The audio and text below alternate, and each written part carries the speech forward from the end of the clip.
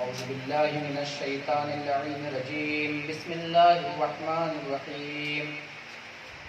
الحمد لله الذي لا يبلغ مدحته القائلون ولا يحصي نعماءه العادون ولا يعدي حقه المجتهدون.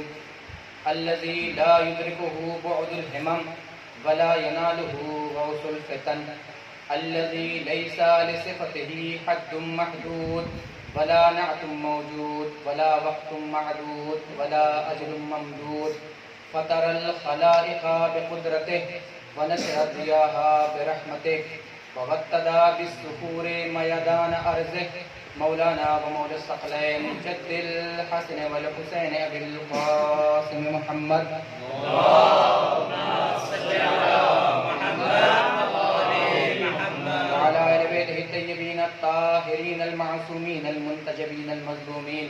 ولعنة الله على أعدائهم أجمعين من يومنا هذا إلى قيام يوم الدين. أما بعد فقد قال رسول الله صلى الله عليه وآله وسلم: أفضل الجهاد كلمة حق عند سلطان جائر. صلوات پڑھنے والے محمد وعلى اللهم صل على محمد وعلى محمد. معزز سامعین کرام، برادران ایمان، علماء کرام، جیسا کہ آپ کو پتہ ہے ماہ اذا بہت ہی تیزی کے ساتھ ہمارے درمیان سے گزر رہا ہے، تو مسلسل آپ مجالس کو سماعت فرما رہے ہیں اور واقعہ کربلا کا تذکرہ سن رہے ہیں. پوری کائنات میں تنہا واقعہ کربلا ایک ایسا واقعہ ہے کہ جو آج تک زندہ و پائندہ ہے. بہت سارے واقعات چشم فلک نے اس کائنات میں بہت سارے واقعات دیکھے، چاہے قسطنطنیہ کا واقعہ ہو یا کوئی بھی واقعہ ہو. وہ واقعات ایک وقت تک موجود رہے، لیکن زمانے کے مٹنے کے ساتھ ساتھ لوگوں نے انہیں مٹا ڈالا. لیکن واقعہ کربلا ایک ایسا واقعہ ہے جو آج بھی باقی ہے اور قیامت تک باقی رہے گا.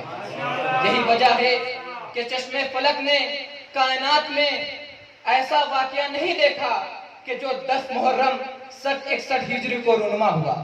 یہ ایسا واقعہ ہے کہ جہاں پر عبدیت اپنی ارتقائی منزل پر تھی، جہاں عبدیت اپنی ارتقائی منزل پر تھی، جہاں ایک طرف شراب کے جام کھنک رہے تھے تو دوسری طرف خشک زدہ ہونٹوں سے رب ذوالجلال کی عظمت کی ثناخوانی ہو رہی تھی، جہاں ایک طرف ظلم و استبداد اپنے عروج پر تھا تو دوسری طرف سب اپنی تعلیم دے رہا تھا، جہاں ایک طرف خنجر و شمشیر، تیر و تبر، تلواروں کی چمک، کمانوں کی کڑک اور کفر و شرک کا شور تھا، تو دوسری طرف صبر و ضبط اور تحمل و توکل اور ایثار و قربانی کے جذبے سے سرشار افراد مکمل طریقے سے اپنی بصیرت و استقامت کا ثبوت دے رہے تھے.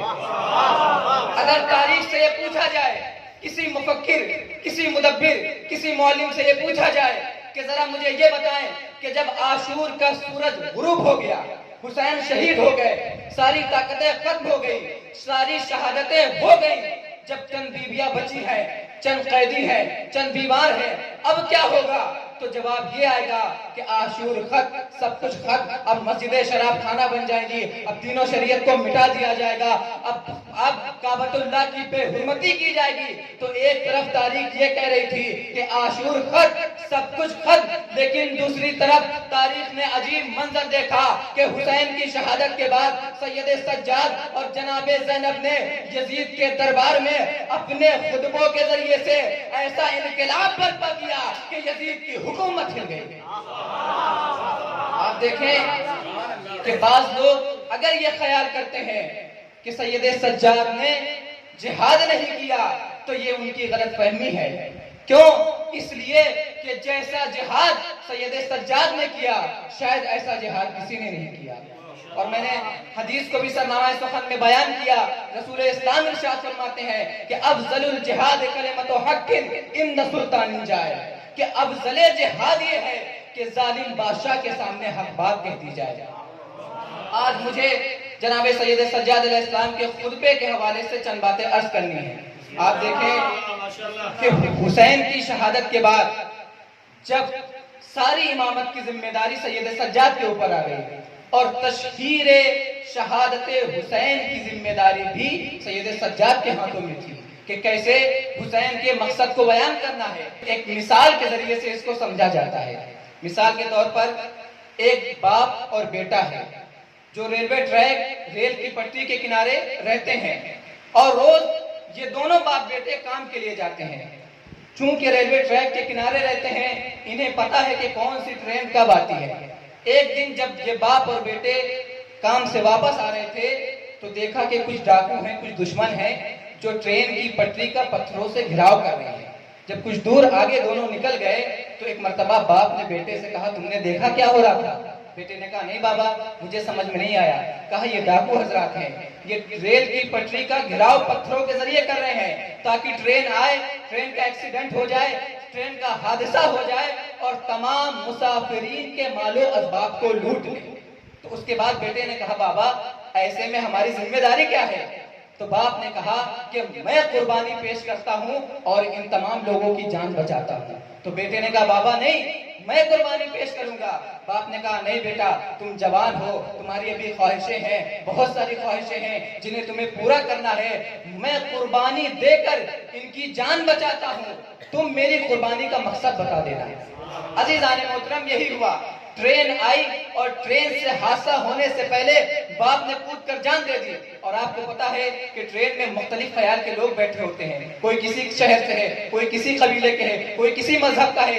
جب حادثہ ہوا ٹرین رکی, تمام لوگ اترے, کہنے لگے کتنا بیوقوف انسان تھا, کتنا عجیب انسان تھا, اگر اس کو جان دینی تھی کہیں اور دے دیتا, یا ہمارے وقت کیوں برباد اس نے کیا, اس نے ہلاکت کر لی, اس نے خودکشی کر لی. ایک مرتبہ جب لوگ یہ برا بھلا کہنے لگے تو اس کے بیٹے نے آ کر کہا کہ تمہیں کچھ پتا ہے, ذرا آؤ میں تمہیں کچھ دکھاتا ہوں. بیٹا تمام لوگوں کو لے کر گیا, کہا یہاں پر حادثہ ہونے والا تھا, میرے باپ نے قربانی دے کر تم لوگوں کی جان کو بچا لیا. اب عزیزان محترم غور کرے, جہاں لوگ برا بھلا کہہ رہے تھے جیسے ہی یہ سنا, قربانی کے مقصد کو سنا, اب لوگ تعریف کرنے لگے کتنا بہادر انسان تھا, کتنا دلیر انسان تھا, انسانیت کا حامی تھا, اس نے ہماری جان بچانے کے لیے اپنی جان کو پیش کر دیا. اب اس کا نام ہونے لگا, نیوز پیپر میں بھی آنے لگا, خبروں میں بھی دکھایا جانے لگا.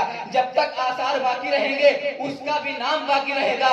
عزیزان محترم اسی سے ملتا جلتا واقعہ کربلا بھی ہم کو ملتا ہے, اسی سے ملتا جلتا واقعہ کربلا بھی ملتا ہے کہ جب شام کے تخت سے یہ آواز اٹھی لوبت بنو ہاشم بن ملک ما جاء خبر ولا وحی نزل, کہ کوئی دین نہیں آیا, کوئی شریعت نہیں آئی, دین کو مٹایا جا رہا تھا, شریعت کو مٹایا جا رہا تھا. تو امام حسین علیہ السلام نے یزید کے مقابلے میں کھڑے ہو کر یہ کہا کہ دیکھو ہم دین کو نہیں مٹنے دیں گے, ہم اسلام کو نہیں مٹنے دیں گے, ہم اپنی قربانی کو پیش کر دیں گے لیکن اسلام کو مٹنے نہیں دیں گے. یہی وجہ ہے کہ جب سید سجاد دربار یزید میں آنے لگے تو کوئی باغی کہہ رہا تھا, کوئی طاغی کہہ رہا تھا, کوئی خوارج کہہ رہا تھا, کوئی کہہ رہا تھا کہ حکومت کے خلاف انہوں نے احتجاج کیا ہے. عزیزان محترم یزید یہ سوچ رہا تھا کہ حسین کو قتل کر کے واقعہ کربلا کو کربلا میں دفن کر دے گا, لیکن جب سید سجاد دربار یزید میں آتے ہیں اور اپنے خطبے کے ذریعے سے مقصد حسینی کا اعلان کرتے ہیں تو یزید کی حکومت ہل جاتی ہے. جب مؤذن یہ اذان دے, جب مؤذن یزید کے دربار میں اذان دیتا ہے اور جیسے ہی کہتا ہے اشہد ان محمد رسول اللہ, تو ایک مرتبہ سید سجاد نے یزید سے مخاطب ہو کر کہا اے یزید تو بتا کہ اذان میں تیرے جد کا نام لیا جا رہا یا میرے جد کا؟ اگر تیرے جد کا نام لیا جا رہا تو تو جیتا, اگر میرے جد کا نام لیا جا رہا تو یہ تسلیم کر کے میں جیتا. اللہ پڑھ دے محمد عزیزان محترم سید سجاد نے دربار یزید میں امام حسین کی قربانی کے مقصد کو بتایا اور کہا کہ یزید تو کبھی بھی ہمارے ذکر کو مٹا نہیں سکتا, جب تک یہ دنیا باقی رہے گی ہمارا ذکر باقی رہے گا. عزیزان محترم آپ دیکھیں کہ اکثر ہم اور آپ کربلا کو مصائب کے عنوان سے سنتے ہیں, لیکن کربلا صرف اہل بیت رسول کے مصائب کا نام نہیں ہے، بلکہ کربلا اہل بیت رسول کے فضائل و کمالات کا بھی نام ہے۔ یہ جملے کو یوں بدل کر کہہ دوں کہ جو ڈوبتے ہوئے سورج کو فلک پر لے آئے اسے علی کہتے ہیں، لیکن جو دربار شام میں علی کے فضائل کے سورج کو ابھار دے اسے سید سجاد کہتے ہیں۔ عزیزان محترم، بس سید سجاد کے خطبے کے حوالے سے چند باتیں آپ کے سامنے عرض کرنی ہیں۔ آپ دیکھیں کہ جب یہ لٹا ہوا قافلہ دربار شام میں لایا گیا تو تاریخ بتاتی ہے کہ 3 دن تک قافلہ دربار کے باہر روکا گیا، شام سے باہر روکا گیا۔ یزید نے حکم دیا کہ دربار سجا دیا جائے، لوگوں کو شرابیں پلائی جائے تاکہ وہ حق و باطل میں فیصلہ نہ کرنے پائے۔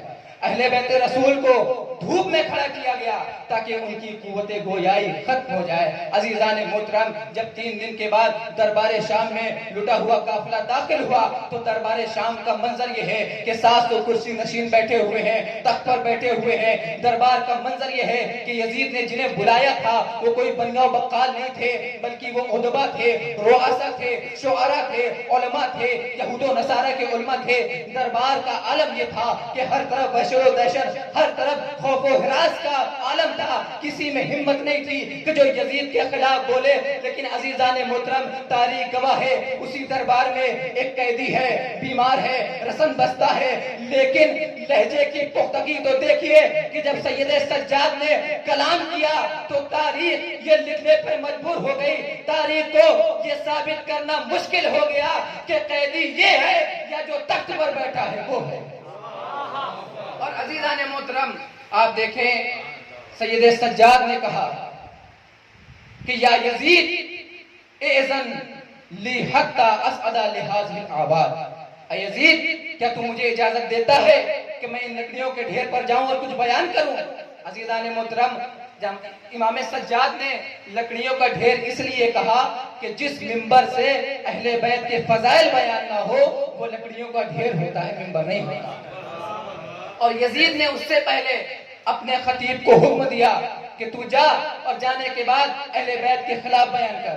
یزید کا خطیب آتا ہے، اہل بیت کے خلاف بیان کرتا ہے، سید سجاد سنتے گئے۔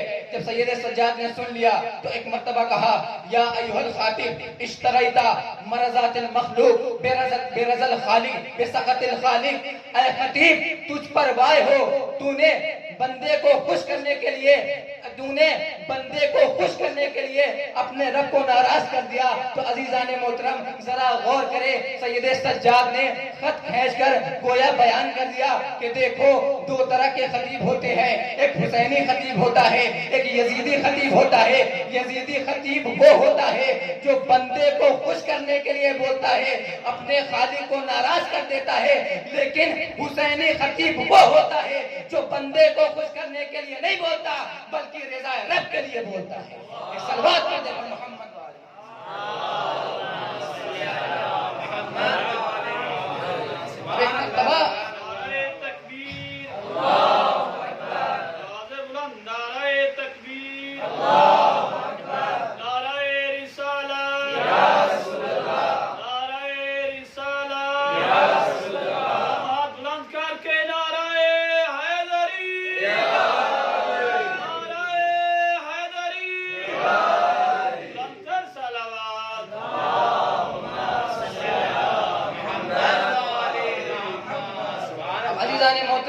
امام سجاد نے کہا کیا تو مجھے اجازت دیتا ہے کہ میں کچھ بولوں؟ عزیزان محترم یزید ڈر رہا تھا۔ جب لوگوں نے اصرار کیا کہ یہ تو بیمار ہے، یہ لاغر ہے، اسے بولنے کی اجازت دے، ایک مرتبہ یزید نے کہا انہو ان صعد لم ينزل الا بفصیحتی و بفصیحت آل ابی سفیان۔ یزید نے کہا یہ بہت دنوں کا ستایا ہوا ہے، اس کا بابا شہید ہو گیا ہے، اس کے گھر والے لٹ چکے ہیں، لیکن ابھی بھی اس میں اتنی جرأت و ہمت ہے کہ اگر جب ممبر پر آ گیا تو اس وقت تک نہیں اترے گا جب تک مجھے رسوا نہ کر دے اور آل ابی سفیان کو رسوا نہ کر دے۔ اس کے بعد لوگ کہنے لگے اے یزید یہ تو کہیں پڑھا نہیں ہے، کسی مکتب کا پڑھا نہیں ہے، اسے بولنے دے۔ ایک مرتبہ یزید نے کہا انہو من اہل بیت زق العلم زکا، کہ دیکھو یہ کسی بنیاؤ بکال کا بیٹا نہیں ہے، بلکہ یہ اہل بیت رسول میں سے ہے، اور اس کو علم ایسے دیا گیا ہے کہ جیسے پرندے اپنے بچوں کو دانا چبایا کرتے ہیں۔ اور یہ بھی ملتا ہے کہ یزید کا بیٹا آتا ہے، وہ کہتا ہے بابا جان اسے بولنے کی اجازت دیجیے۔ آخر میں امام سجاد کو دربار یزید میں بولنے کا موقع دیا گیا۔ امام سجاد منبر پہ آتے ہیں اور ایک جامع اور مانع خطبہ ارشاد فرماتے ہیں۔ امام کہتے ہیں ایھا الناس اوتینا ستا وفضلنا بسبع، اوتینا العلم والحلم والسماحة والفصاحة والشجاعة والمحبة في قلوب المؤمنين، وفضلنا بأن منا النبي المختار محمدا، ومنا الصديق، ومنا الطيار، ومنا أسد الله وأسد رسوله، ومنا سيدة نساء العالمين، ومنا ست هذه الأمة وسيد شباب أهل الجنة، من عرفني فقد عرفني، ومن لم يعرفني أماته بحسبي ونسبي۔ أيها الناس أنا ابن مكة ومنى، أنا ابن زمزم والصفا، أنا ابن من حمل الجنة بأطراف الردى۔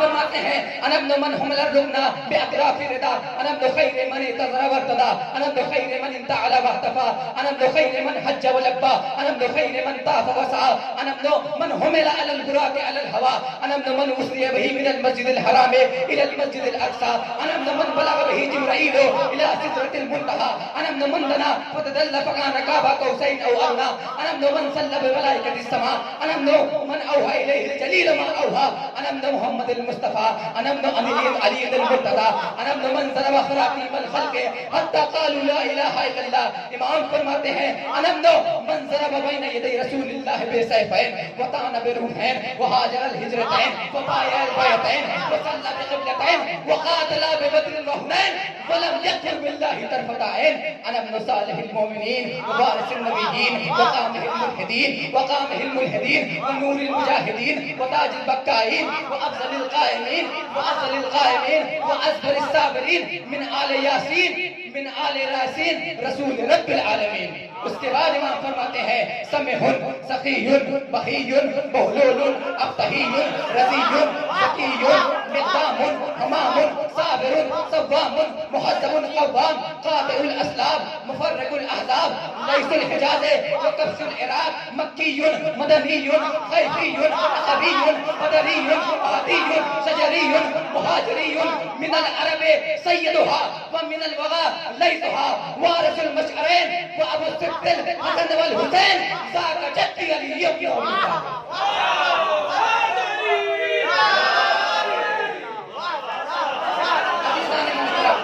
امام سجاد نے دربار یزید میں خطبہ دیا، کہا لوگوں مجھے 6 چیزیں عطا کی گئی۔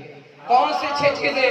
کہا مجھے علم عطا کیا گیا، مجھے حلم عطا کیا گیا، مجھے فصاحت عطا کی گئی، مجھے سخاوت عطا کی گئی، مجھے شجاعت عطا کی گئی، اور قلوب مومنین میں محبت کی ہم عطا کی گئی۔ عزیزان محترم اب اور غور کریں کہ امام سجاد نے کہا کہ ہمیں علم عطا کیا گیا، لیکن امام نے یہ نہیں کہا کہ علم فضیلت ہے، علم فضیلت ہے۔ اب آپ سوچ رہے ہوں گے علم شجاعت یہ فضیلت نہیں۔ عزیزان محترم امام نے کہا ہمیں علم عطا کیا گیا، علم عطا کیا گیا، لیکن یہ ہمارے لیے فضیلت نہیں ہے۔ عزیزان محترم گویا کہ امام یہ بتانا چاہ رہے ہو کہ جا کر دیکھو وہ اور ہوتے ہیں جو علم اور علم کے ذریعے سے فضیلت حاصل کرتے ہیں، لیکن ہم 14 وہ ہیں کہ علم جن سے فضیلت حاصل کرتا ہے، علم جن سے فضیلت حاصل کرتا ہے، سخاوت جن کے در کی غلام ہوتی ہے، شجاعت جن کے گھر کا مقدر ہوا کرتی ہے۔ اس کے بعد امام سجاد نے کہا کہ دیکھو ہماری فضیلت کیا ہے، تمہیں سننا ہے وَفُضِّلْنَا بِأَنَّ مِنَّ النَّبِيَّ الْمُخْتَارَ مُحَمَّدًا۔ امام نے فرمایا کہ دیکھو اس پورے دربار میں، پورے مجمع میں اکلوتا محمد کا پوتا ہوں۔ ذرا فصاحت سید سجاد کو ملاحظہ کرے. اگر سید سجاد کہتے کہ علم ہماری فضیلت ہے تو مجمع میں کوئی بھی کہہ دیتا کہ اے آقا علم تو ہمارے پاس ہے. لیکن عزیزان محترم قربان جائے ہماری جانب فصاحت سید سجاد پر، فصاحت سید سجاد پر کہ فضیلت ایسی بیان کی کہ پورا مجمع حیران و سرگردہ ہو گیا. پورے مجمع میں تنہا سید سجاد تھے جو محمد کے خون سے تھے، جو جعفر طیار کے گود کے پالے تھے، جو علی کے لاڈلے تھے، جو فاطمہ کے گھر کے تھے، جو حسنین کے اپنے تھے. سید سجاد نے اپنی فضیلت کو بیان کرنے کے بعد کہا ہے کوئی جو میرے جیسا ہو. اب عزیزان محترم امام نے جب فضیلتیں بیان کی اس کے بعد امام نے کہا ایھا الناس انا ابن مکہ و منی، کہ میں مکہ و منی کا فرزند ہوں. بہت جلدی عزیزان محترم امام نے کہا کہ میں مکہ و منی کا فرزند ہوں. اگر آپ کو امام سجاد کی فضیلت کو دیکھنا ہے تو کیوں نہ ہم کعبۃ اللہ سے پوچھیں. روایت آپ کے ذہن میں ہے، بس اشارہ کرنا ہے کہ جب حج کا موسم آیا، ہشام ابن عبد الملک حج کے لیے آیا. مجمع اتنا ہے، اتنی بھیڑ ہے کہ وہ خانہ کعبہ کے قریب نہیں پہنچ پاتا ہے. وہیں پہ کرسی پہ بیٹھ گیا. اس نے دیکھا کہ کوئی شخص آتا ہے. جیسے ہی وہ شخص آیا اس کے روب و جلال کا عالم یہ تھا کہ لوگوں نے جیسے ہی چہرے کو دیکھا، سید سجاد کے چہرے کو دیکھا، ایک مرتبہ لوگ منتشر ہونے لگے. لوگوں نے راستے کو چھوڑ دیا. سید سجاد خانہ کعبہ کے قریب آئے. اب ہشام پریشان ہو گیا، ارے میں آیا تو مجھے کسی نے راستہ نہیں دیا. یہ کون سی شخصیت ہے کہ آتے ہی اس کے راستہ دے دیا گیا. ایک مرتبہ آپ کو پتا ہے فرزدق وہیں پر موجود تھا. فرزدق نے کہا کہ ہشام تجھے پتا ہو یا نہ پتا ہو یہ کون ہے، لیکن میں بتا دیتا ہوں. ھذا الذی تعرف البطابۃ اتہ والبیت یعرفہ والحل والحرم. ھذا ابن خیر عباد اللہ کلہم. ھذا التقی النقی الطاہر العلم. ھذا ابن فاطمہ ان کنت جاہلہ بجدہ انبیاء اللہ قد ختموا ولیس قولک من ھذا بظاہرہ العرب تعرف من انکرت والعجم. ہشام کہتا ہے عزیزان محترم واقف ہیں ان سے کعبہ و ہل و حرم تمام. جو شعر میں نے پڑھا ہے اسی کا ترجمہ ہے کہ واقف ہیں ان سے کعبہ و ہل و حرم تمام. ہے بہترین بندے کے بیٹے یہ نیک نام. واقف ہیں ان سے کعبہ و ہل و حرم تمام. ہے بہترین بندے کے بیٹے یہ نیک نام. ہے بہترین بندے کے بیٹے یہ نیک نام. زہرا کے لاڈلے یہ ہے سن اب تو اے ہشام. ان کے ہجرت پہ ہوتا ہے نبیوں کا اختتام. تو عرب و عجم میں ہر جگہ چرچا انہی کا ہے. ہر سی نفس کے قلب پہ قبضہ انہی کا. نعرہ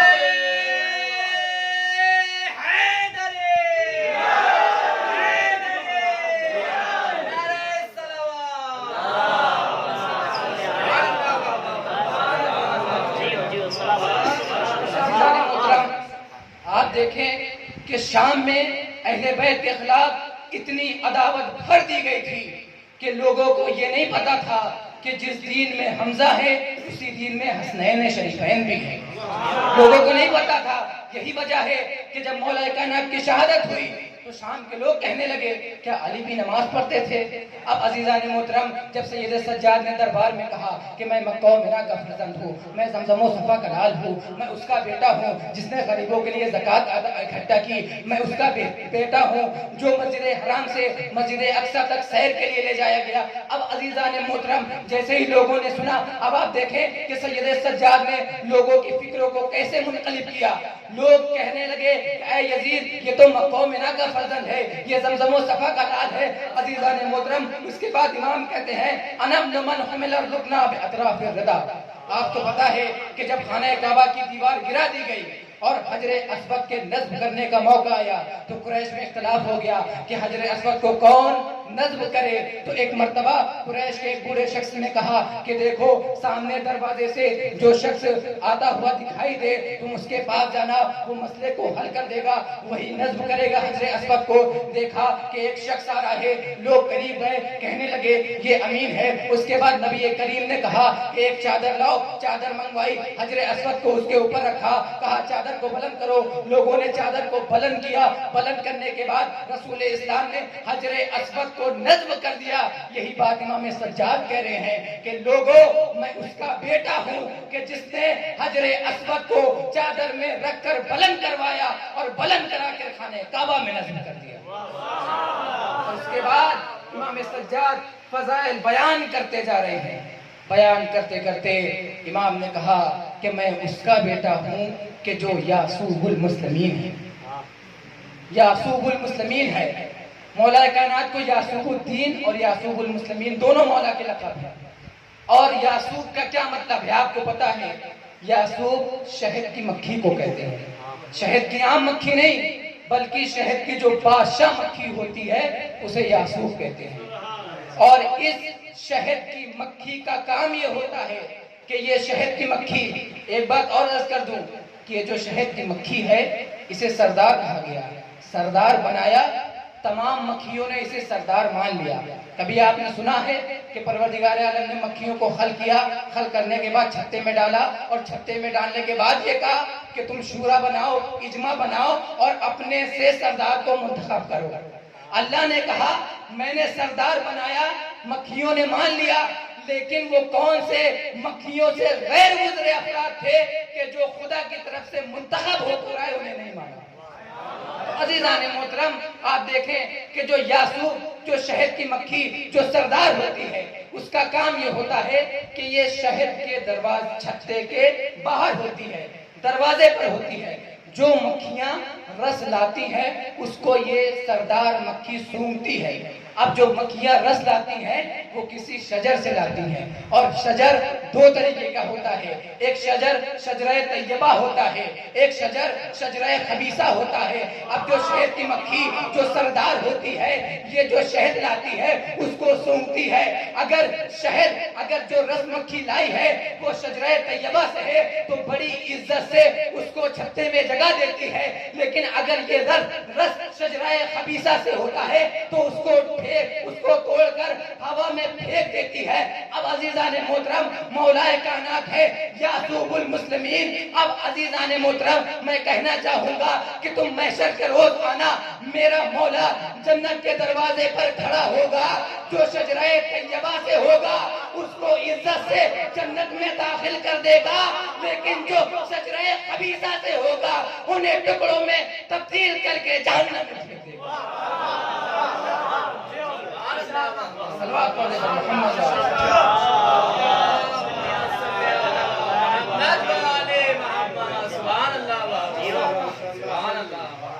عزیزان محترم بہت جلدی وقت کے اندر میں اپنی گفتگو کو تمام کر دوں گا. امام فضائل بیان کرتے ہیں کہ میں اس کا بیٹا ہوں کہ جس نے 2 تلواروں سے جنگ کی. واقعہ آپ کو پتا ہے کہ جب جنگ احد میں مولا کائنات رسول اسلام کی نصرت کرتے کرتے ان کی تلوار پھوٹ گئی تو رسول اسلام نے مولا کائنات کو دوسری تلوار دی. اور اس کے بعد مولا کائنات نے تلوار لی اور تلوار جیسے ہی لی اتنے میں فرشتہ آسمان سے قصیدہ پڑھتا ہوا نازل ہو گیا، لا فتح الا علی لا سیف الا ذوالفقار. اس کے بعد امام نے کہا کہ میں اس کا بیٹا ہوں کہ جس نے 2 بیعتیں کی. ایک بیعت بیست کے وقت اور ایک بیعت بیعت الرضوان کہ جو تحت الشجرہ کی گئی. اس کے بعد امام کہتے ہیں کہ میں اس کا بیٹا ہوں جو جو بدر و حنین کا فاتح ہے. ولم یکفر باللہ طرفۃ عین. میں اس کا بیٹا ہوں جس نے پلک جھپکنے کے برابر بھی شرک نہیں کیا، جس نے پلک جھپکنے کے برابر بھی غیر خدا کی جانب اپنی پیشانی کو نہیں چھپایا. طرفہ عربی زبان میں کہتے ہیں پلک جھپکنے کو. علماء اہل سنت نے اپنی کتابوں میں مولا کائنات کو لکھا ہے علی کرم اللہ وجہہ. وہ لکھتے ہیں علی کرم اللہ وجہہ، اور وہ اس کی وجہ بھی لکھتے ہیں. علی کرم اللہ وجہہ وہ کیوں لکھتے ہیں؟ وہ وجہ یہ بتاتے ہیں کہ چونکہ مولا کائنات جس طریقے سے مکرم بن کے آئے تھے ویسے ہی مکرم بن کے گئے ہیں. جو کرامتیں لے کے آئے تھے وہی کرامتیں لے کے گئے ہیں. تو عزیزان محترم علی کرم اللہ وجہہ کی وہ وجہ لکھتے ہیں چونکہ مولا کائنات نے اپنی پیشانی کبھی بھی غیر خدا کی جانب نہیں جھکائی۔ اسی بات کو امام سجاد دربار یزید میں کہہ رہے ہیں کہ میں اس کا بیٹا ہوں کہ جس نے پلک جھپکنے کے برابر بھی غیر خدا کی جانب اپنی پیشانی کو نہیں جھکایا۔ عزیزان محترم، جب یہ مولا نے فضائل کو بیان کیا تو ایک مرتبہ دربار میں کفران برپا ہو گیا۔ جتنے لوگ تھے سب یزید کی مخالفت کرنے لگے اور کہنے لگے یزید یہ تو نے کیا کہہ دیا، تو نے نواسہ رسول کو قتل کر دیا۔ عزیزان محترم، یہاں تک کہ بھی ملتا ہے کہ جب سید سجاد نے دربار یزید میں خطبہ دیا تو اس خطبے کا اثر یہ ہوا کہ یزید کا بیٹا بھی یزید کو مجرم سمجھنے لگا۔ تاریخ یعقوبی سے لے کے تاریخ طبری تک اور بھی ملوکیت میں جو بھی کتابیں لکھی گئی ہیں، ان کتابوں میں یہ درج ہے کہ جب یزید کے بعد یزید کے بیٹے کو حکومت دے دی گئی تو یزید نے اپنے باپ کی حکومت کو ٹھکرا دیا، قبول نہیں کیا۔ کہا کہ جس حکومت کی آستین پر عصمت کے خون کے دھبے ہوں وہ میں حکومت قبول نہیں کر سکتا۔ اب عزیزان محترم، ابن تیمیہ سے لے کر ذاکر نائک تک اور ذاکر نائک سے لے کر اب تک جتنے بھی یزید کے وکیل ہیں جو یزید کو کہتے ہیں کہ یزید پر یہ ذمہ تھا قاتلان حسین سے اس کا کوئی واسطہ نہیں تھا، تو جتنے بھی یزید کے وکیل ہیں میں ان سے کہنا چاہوں گا کہ ذرا غور کرو کہ جب یزید کا بظاہر جائز بیٹا یزید کو مجرم مانتا ہے تو پھر یہ ناجائز اولادیں کہاں سے آ گئی؟ یہ ناجائز اولادیں کہاں سے آ گئی جو کہہ رہی ہے کہ یزید نے کچھ نہیں کیا، یزید پر یہ ذمہ تھا، یزید بے گناہ تھا۔ بس عزیزان محترم، آخری بات میں نے گفتگو کو تمام کیا۔ جو لوگ یہ کہتے ہیں کہ یزید نے کچھ نہیں کیا، اس مسئلے کا حل ہم دنیا کی عدالت میں نہیں حل کریں گے، بلکہ اس مسئلے کا حل ہم آخری عدالت میں پیش کریں گے۔ قتل حسین کا مقدمہ عدالت الہیہ میں پیش کریں گے۔ اب عزیزان محترم، جیسے ہی میں نے قتل حسین کا مقدمہ بارگاہ الہی میں پیش کیا، آخری عدالت میں پیش کیا، آپ کو پتا ہے کہ جب عدالت میں کوئی مقدمہ آتا ہے تو دو طرف کے وکیل ہوتے ہیں جو یہ طے کرتے ہیں کون قاتل ہے، کون مقتول ہے، کون ظالم ہے، کون مظلوم ہے۔ جیسے ہی میں نے قتل حسین کا مقدمہ بارگاہ الہی میں پیش کیا، ایک مرتبہ ابن تیمیہ آگے بڑھا، کہا میں یزید کا وکیل، یزید ذاکر نائک آگے بڑھا، کہنے لگا میں یزید کا وکیل، جتنے یزید کے چہیتے تھے سب آگے بڑھے، کہنے لگے میں یزید کا وکیل، میں یزید کا وکیل۔ میں نے ہاتھوں کو جوڑا، بارگاہ خدا میں عرض کی، اے بار الہ، یزید کے وکیل تو سامنے آ گئے، ذرا حسین کے وکیلوں سے بات ہو جائے۔ ایک مرتبہ آدم آگے بڑھے، کہا میں حسین کا وکیل، نوح آگے بڑھے، کہا میں حسین کا وکیل، ابراہیم آگے بڑھے، کہا میں حسین کا وکیل، انبیاء کی فہرست لگ گئی، کہا میں حسین کا وارث، میں حسین کا وکیل۔ میں کہوں گا بار الہ اور کوئی بھی حسین کا وکیل ہے، ختمی مرتبت آگے بڑھے اور کہا میں حسین کا وکیل۔ اب میں کہنا چاہوں گا کہ جس کے قلم میں جتنا بھی دم ہے وہ جا کر رسول سے مقدمہ جیت لے۔ بات پڑھے پر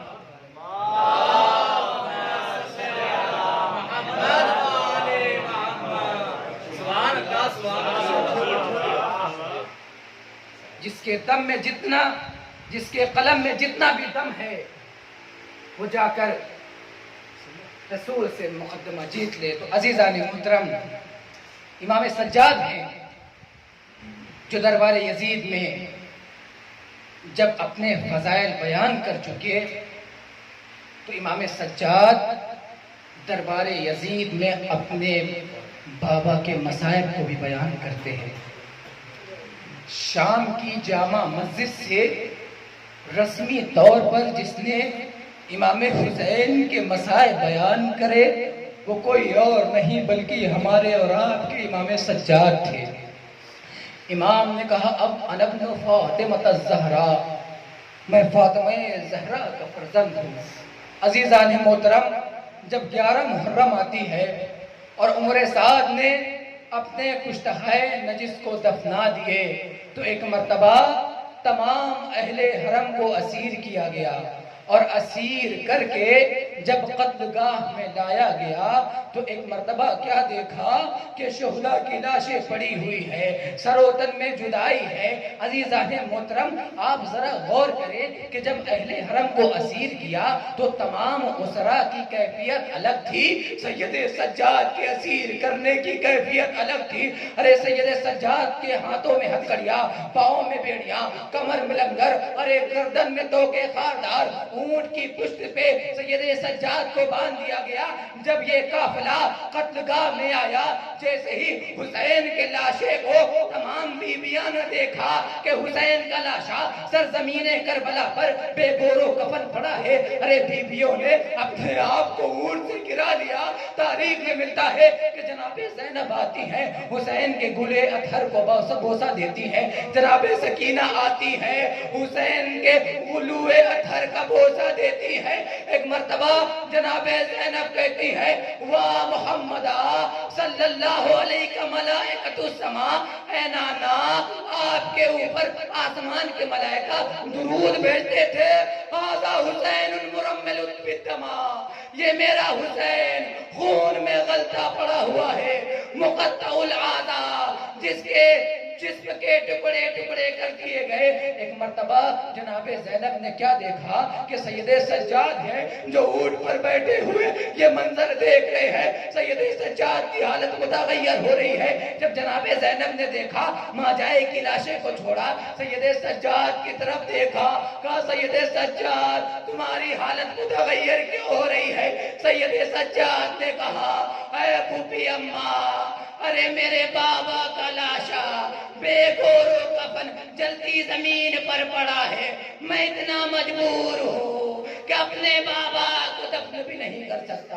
ہاں سادارو، سید سجاد ہے، دربار یزید میں کہتے ہیں انا ابن المقتول ظلما، ارے میں اس کا بیٹا ہوں جسے ستا ستا کے مارا گیا۔